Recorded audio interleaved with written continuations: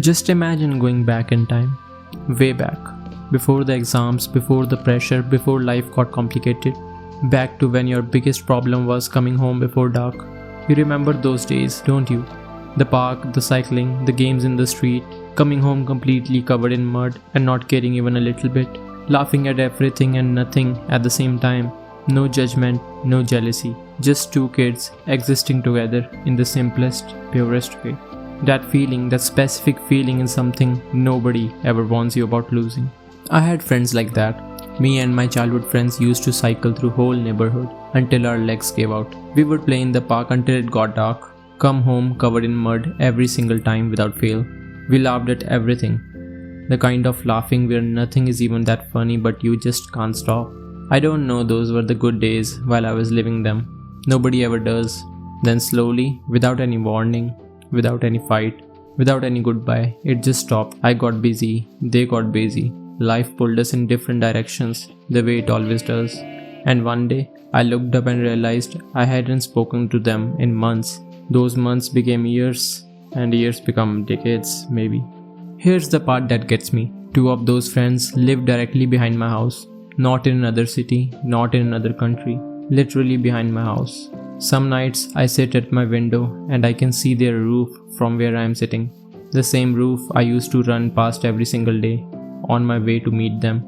The same house I knew better than some of my own rooms. 3 years of silence, 50 feet of distance. I don't know what their life looks like now.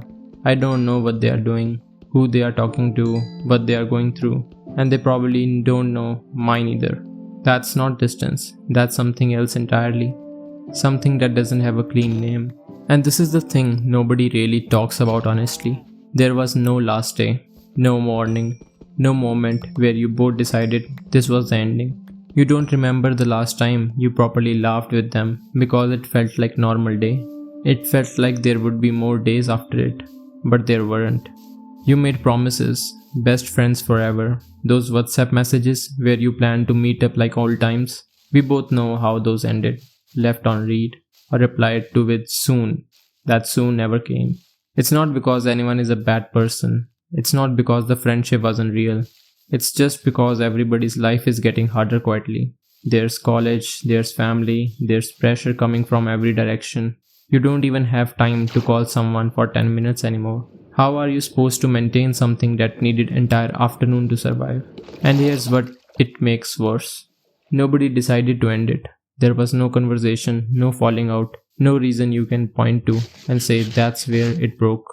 It just quietly faded, like a song turning down so slowly you didn't notice the silence until it's already there. That's the kind of loss that has no name, no one to blame, nothing.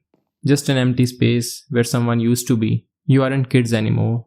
And that's the part of life, and that's the part nobody prepares you for. In 17 years of my life, I've lost way more childhood friends than I can count. And at some point, it stopped feeling like loss and it started feeling like just life. Everybody has their own path now, their own circle, their own problems that take up all the space in their head. You are not as important in their daily life as you used to be, and they are not as important in yours. That's a hard thing. That's a hard thing to sit with.